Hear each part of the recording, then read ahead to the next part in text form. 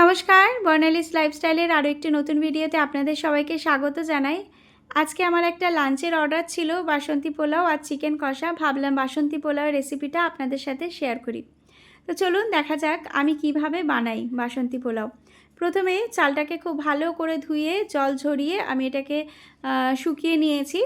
তারপরে বেশ খানিকটা আদা বাটা, হলুদ আর ঘি দিয়ে খুব ভালো করে এটাকে মাখিয়ে নিতে হবে। এটাকে মাখিয়ে রেখে আমি কাজু আর কিশমিশটাকে ভেজে নিয়েছি।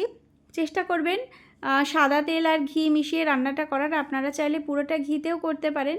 তো আমি সাদা তেল আর ঘিয়ে রান্নাটা করেছি। কাজু আর কিশমিশটা খুব হালকা লাল করে ভেজে আমি এটাকে সাইড করে রেখে দিয়েছি। এরপরে আরও বেশ কিছুটা ঘি অ্যাড করেছি ওই তেলেই।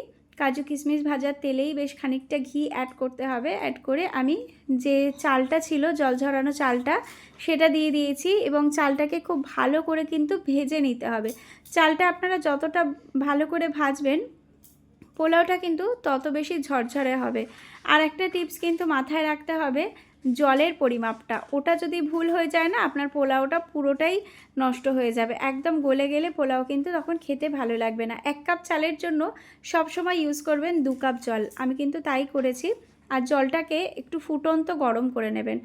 তো চালটা খুব ভালোভাবে ভাজা হয়ে গেলে ফুটন্ত গরম জলটা ওর মধ্যে ঢেলে দিতে হবে। ঢেলে দিয়ে বেশ কিছুক্ষণ একটু ফুট উঠলে তারপরে ওর মধ্যে আমি নুন অ্যাড করেছি।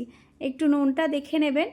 নুনটা দেখে নেওয়ার পরে বেশ খানিকক্ষণ ফোটার পরে আমি চিনি অ্যাড করেছি। মিষ্টিটাও কিন্তু আপনারা আপনাদের স্বাদ মতন দেবেন, কারণ অনেকে বেশি মিষ্টি পছন্দ করে, অনেকে আবার পোলাওতে খুব হালকা মিষ্টি পছন্দ করে। আর যেহেতু লাঞ্চে ছিল তো আমি একটু হালকা মিষ্টিই দিয়েছিলাম। তো যাই হোক, মিষ্টি দেওয়ার পরে মানে চিনি অ্যাড করার পরে কাজু কিশমিশটা সমস্ত কিছু দিয়ে দিতে হবে। দিয়ে এটাকে কিন্তু বেশ খানিকক্ষণ দমে দিতে হবে। দেখুন জলটা একটু শুকিয়ে আসবে, তখন সেই পর্যায়ে দমে দিয়ে দেবেন। আর দমে দিলেও একবার কিন্তু চেক করে নেবেন যে জলটা তলায় শুকিয়ে গেছে নাকি আছে। তো যাই হোক, চেক করে যখন দেখবেন যে তলায় একটু যদি জল থাকে না, আপনি সেটাকে দমে দিয়ে দেবেন। আরও ধরুন মিনিট 5 দমে দেওয়ার পরে ফ্লেমটাকে অফ করে দেবেন এবং ওটাকে মোটামুটি 10 মিনিট স্ট্যান্ডার্ড একটা টাইমে ছেড়ে দেবেন। দেখবেন পোলাওটা একদম আপনার ঝরঝরে হয়ে গেছে। তো আমি এইভাবেই রান্না করি। আশা করছি আপনারাও এইভাবেই করেন, কেন কি বাসন্তী পোলাওয়ের রেসিপি মোটামুটি এক। কেমন লাগলো ভিডিওটা আজকের অবশ্যই কিন্তু কমেন্টস করে জানাবেন।